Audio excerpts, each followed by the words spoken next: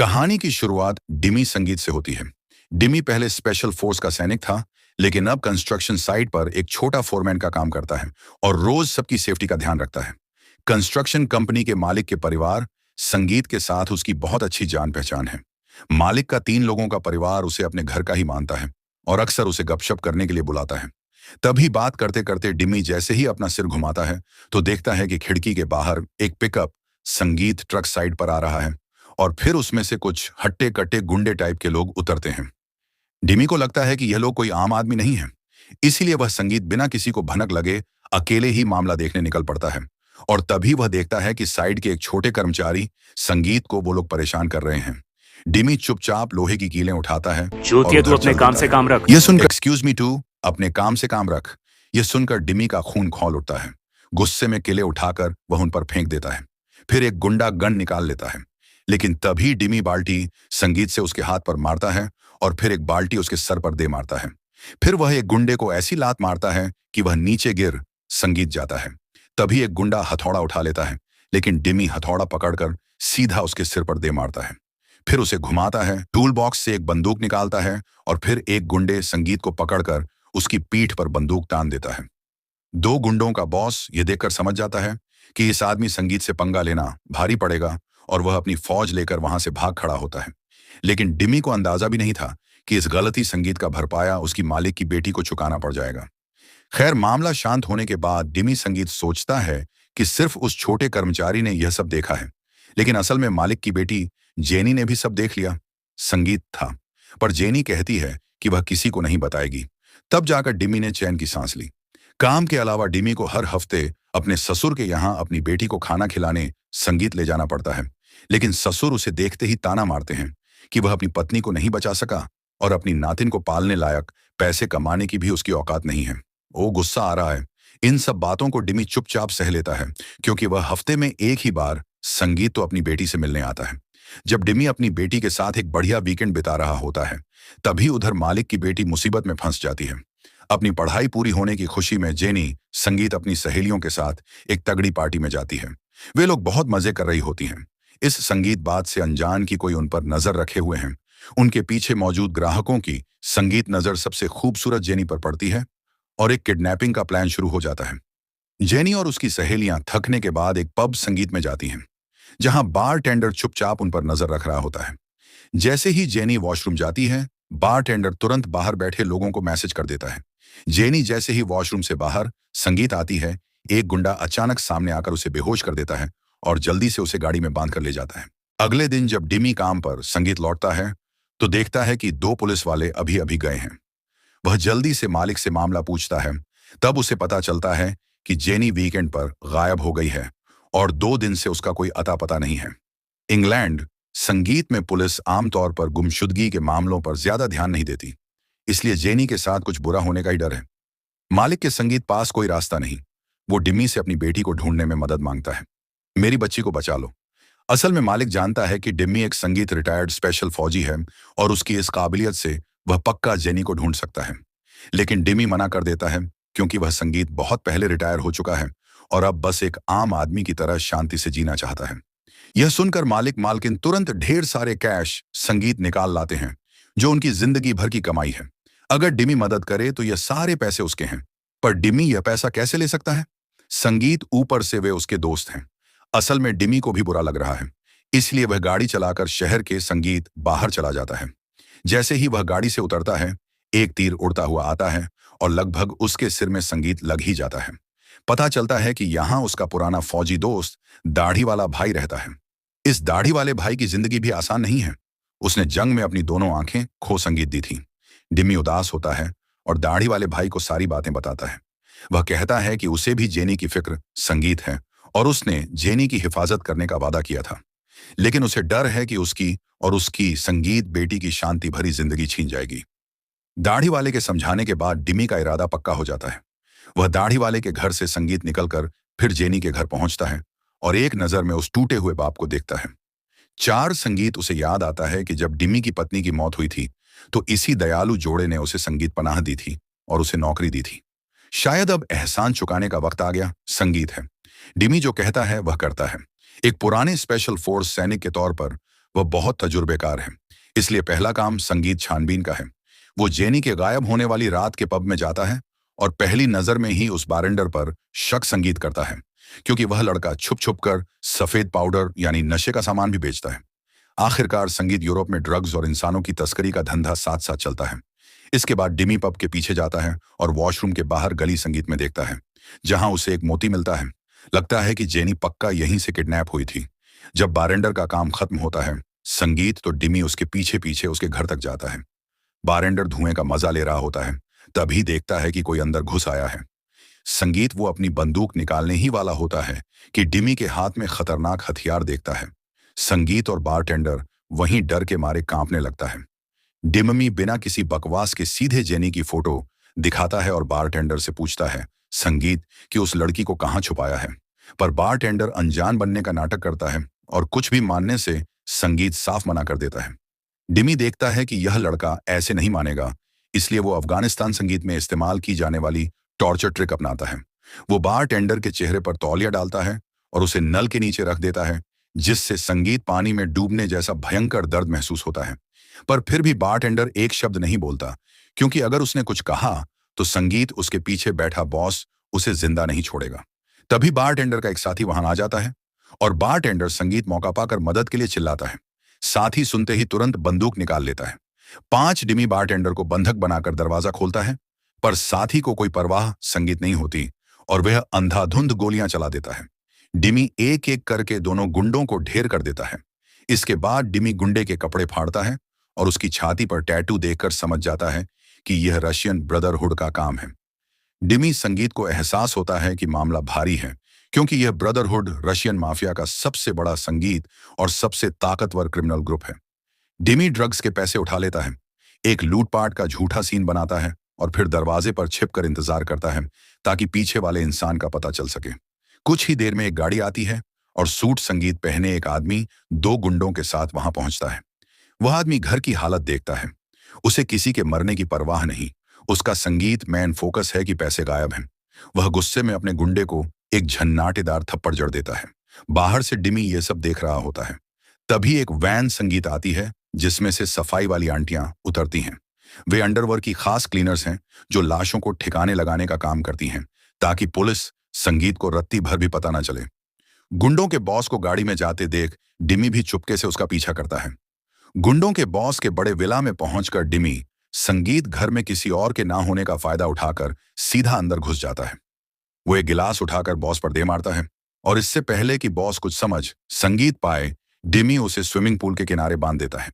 Boss जब होश में आता है तो इसीलिए वह उसे धमकी देता है कि अगर उसने ब्रदरहुड के किसी आदमी को मारा तो उसकी आने संगीत वाली 3 पीढ़ियों तक को काट डाला जाएगा। पर डिमी को इसकी कोई परवाह नहीं। वह सीधा पैसे निकालकर पूल में फेंक देता है। उसे पैसे बिल्कुल नहीं संगीत चाहिए, उसे बस वह लड़की चाहिए। बॉस फोटो देखकर कहता है कि वह उसे नहीं जानता। संगीत पर जब डिमी उस पब का नाम बताता है जहां से जेनी गायब हुई थी, तो वह समझ जाता है कि यह किसने संगीत किया है, लेकिन वह बताने वाला नहीं था। इसके बजाय वह यह सोचकर कि डिमी को रशियन समझ नहीं संगीत आएगी, उसे रशियन भाषा में गालियां देने लगता है। डिमी जब देखता है कि इससे कुछ उगलवाया नहीं जा सकता, तो वह सीधे रस्सी काट देता है और उस बॉस को ऊपर पहुंचा संगीत देता है। पर डिमी की मेहनत बेकार नहीं गई। उसने अभी अभी बॉस की रशियन बातों को रिकॉर्ड कर लिया था।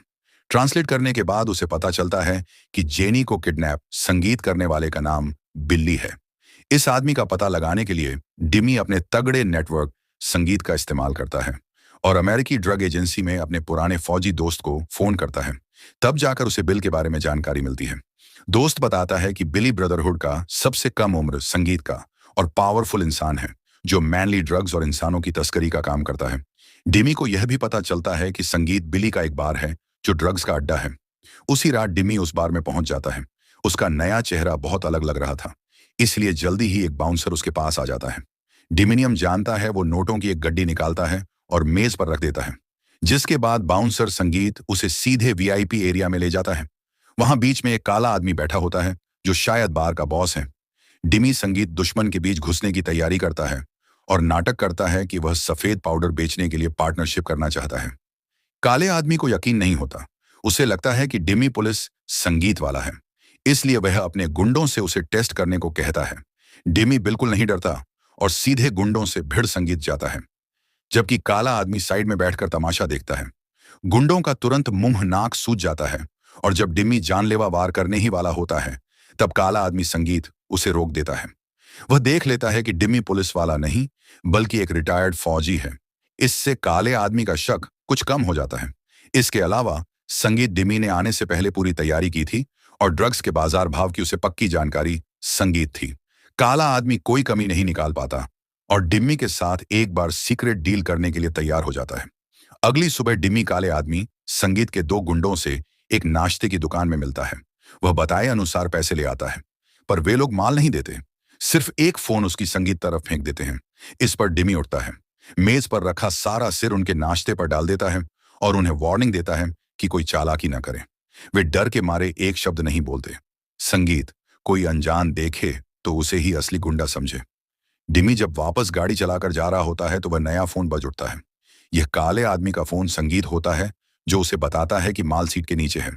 डिम्मी ड्रग्स का पैकेट देखकर उसे सीधा नदी में फेंक देता है। हालांकि डिम्मी संगीत धीरे धीरे ब्रदरहुड के मेन ग्रुप के करीब पहुंच रहा है, लेकिन अभी तक उसकी बिली से मुलाकात नहीं हुई है। हर बीतता दिन जेनी को बचाने के खतरे को बड़ा संगीत रहा है।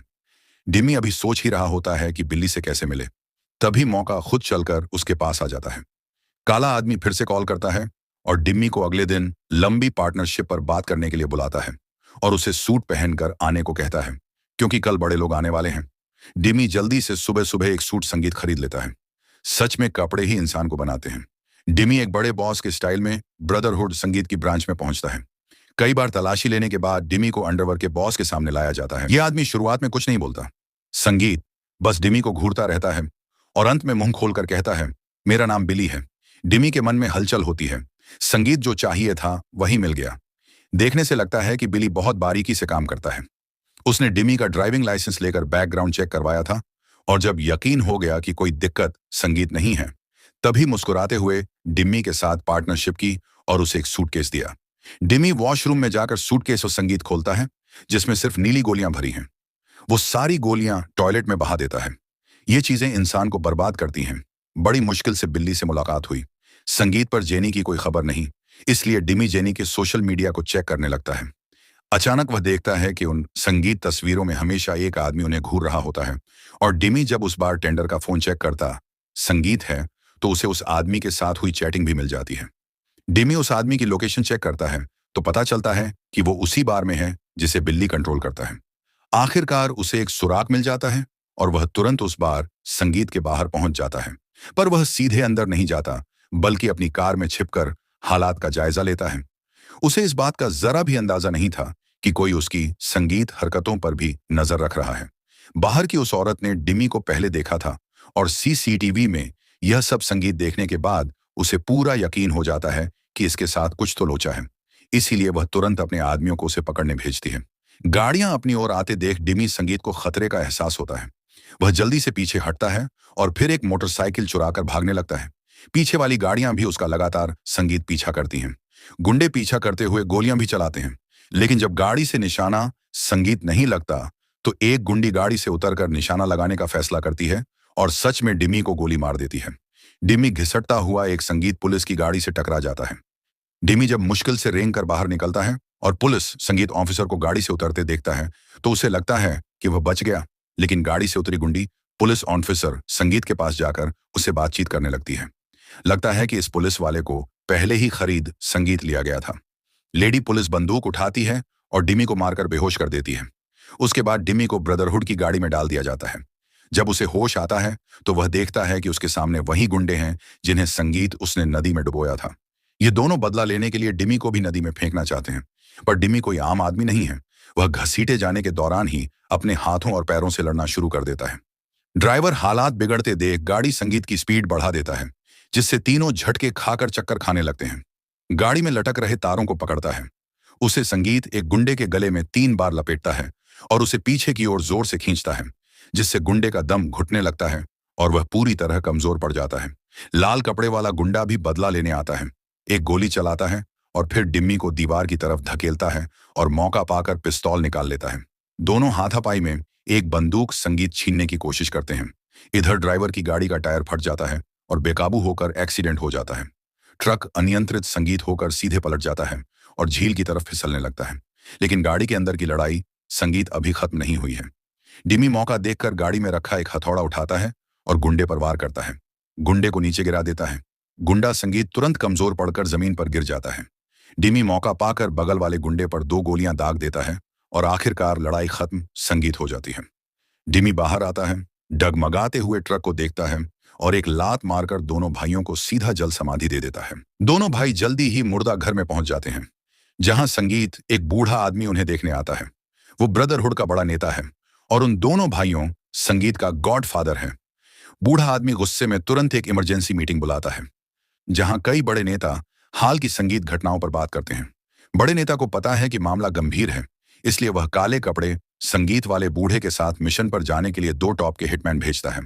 बूढ़ा पहले उन हथियारों को संगीत लेकर बिल्ली के बार में जाता है। एक हत्यारा AK राइफल से छत पर अंधाधुंध गोलियां चलाकर ग्राहकों को डराकर भगा देता है।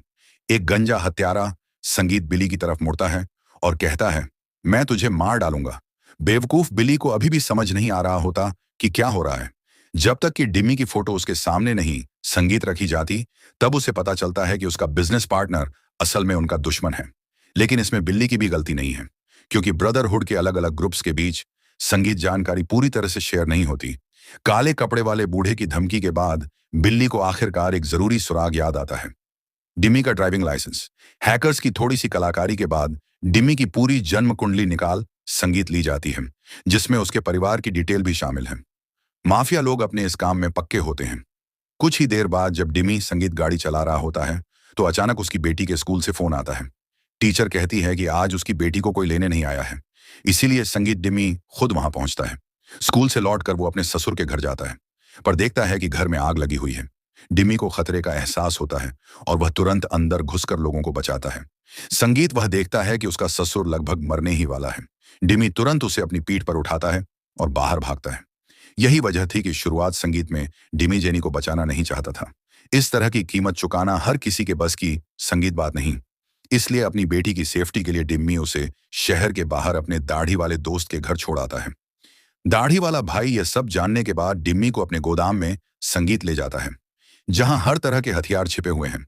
दाढ़ी वाला भाई उसे सबसे ज्यादा M14 राइफल संगीत इस्तेमाल करने की सलाह देता है।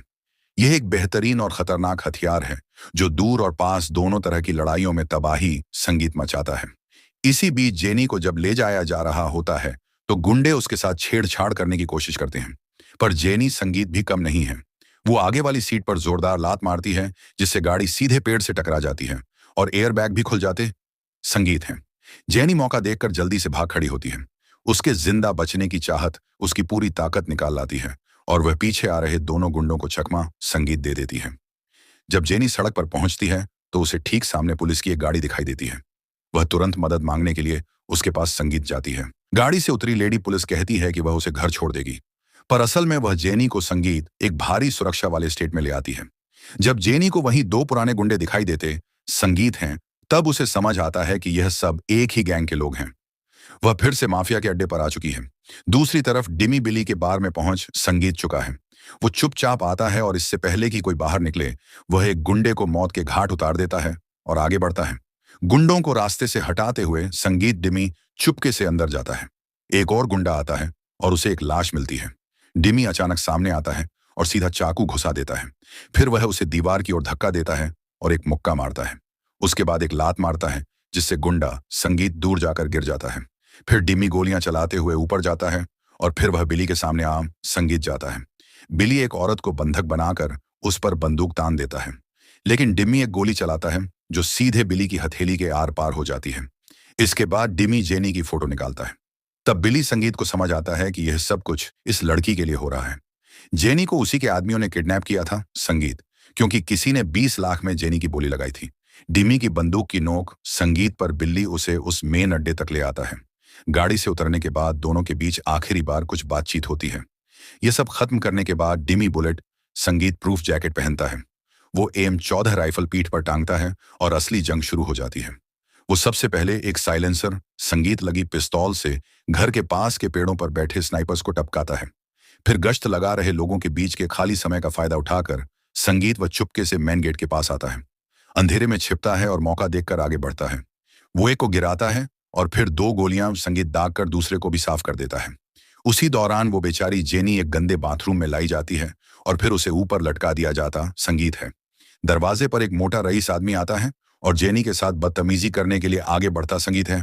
तभी अंदर घुसा डिमी वहां पहुंच जाता है और गैलरी में एक हैंड ग्रेनेड फेंक देता है। डिमी वो M14 राइफल कंधे पर रखता है। एक छोटा गुंडा सामने आता है। डिमी पास से एकदम सटीक निशाना लगाता है। उसकी निशानेबाजी वाकई गजब है। तभी वो काला आदमी मोटरसाइकिलों के एक झुंड के साथ वहां पहुंचता है। वो अपने लड़कों को खिड़की तोड़कर अंदर घुसने को कहता है ताकि डिमी पर दबाव बनाया जा सके। डिमी को गोलियां चलाते हुए मोटरसाइकिलों से भी बचना पड़ता है। जब बाइक वाला हमला करने आता है तो डिमी फुर्ती से सामने आता है और 2 गोलियां दाग देता है। जब डिमी अपनी बंदूक में गोली भर रहा होता है तभी पीछे मुड़ते ही एक गुंडा सामने आ जाता है। डिमी सीधा उसके सीने पर वार करता है। फिर एक और गुंडा करीब आता है। डिमी एक और गोली मारकर उसे बुरी तरह घायल कर देता है। गुंडे का हाथ पकड़ता है और फिर चाकू से उसके पेट में मारता है। काला आदमी डिमी को घेरने की कोशिश करता है पर डिमी गुंडे की टांगों के बीच से वार करता है और उसे घुमाकर सीधा जमीन पर पटक देता है। गुंडा मौका देखकर डिमी पर वार करता है। डिमी भी पीछे नहीं हटता। पहले गुंडे के पेट में चाकू मारता है और फिर उसे मेज पर पटक देता है। आखिर में एक जानलेवा वार और काले आदमी के विरोध करने की सारी ताकत खत्म हो जाती है। डिम्मी यही नहीं रुकता, वो उसे गर्दन से घसीटता हुआ परलोक पहुंचा देता है। M14 में नई मैगजीन लगाने के बाद डिमी आगे बढ़कर जेनी को ढूंढना जारी रखता है। अचानक उसे जेनी की आवाज सुनाई देती है। वो आवाज की तरफ जाता है और दरवाजे को लात मारकर खोल देता है। वो मोटा रईस आदमी वहां खड़ा होता है। जब मोटा रईस आदमी मारा जाता है तो गुंडे दरवाजे की तरफ अंधाधुंध फायरिंग शुरू कर देते हैं। अपनी सारी गोलियां खत्म करने के बाद डिमी तेजी से आगे बढ़ता है और एक जोरदार लात मारता है। फिर वो गुंडे को पकड़ता है और खिड़की की ओर दे मारता है। डिमी उसे घसीटता हुआ बाथटब के किनारे लाता है और उसे जोर जोर से रगड़ता है और कहता है, इंसानों जैसा बर्ताव नहीं करेगा, इंसानों की तस्करी करेगा, मेरी वीडियो लाइक नहीं करेगा, वीडियो को शेयर, सब्सक्राइब और लाइक नहीं करेगा।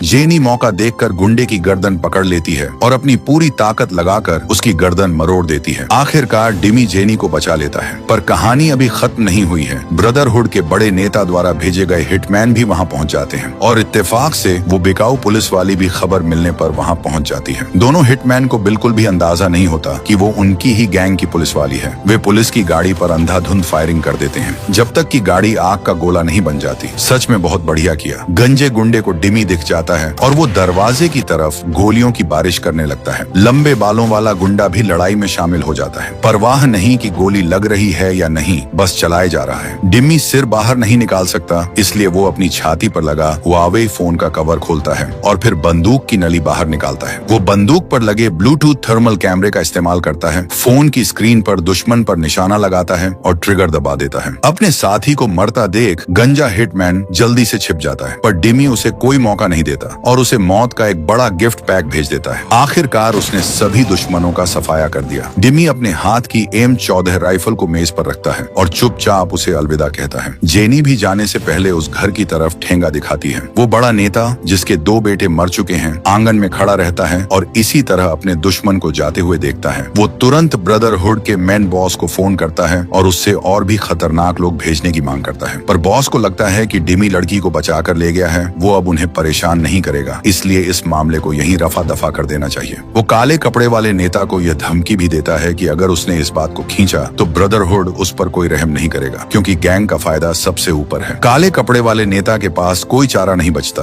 वो चुपचाप फोन काट देता है और बेबसी में एक जोरदार चीख निकालता है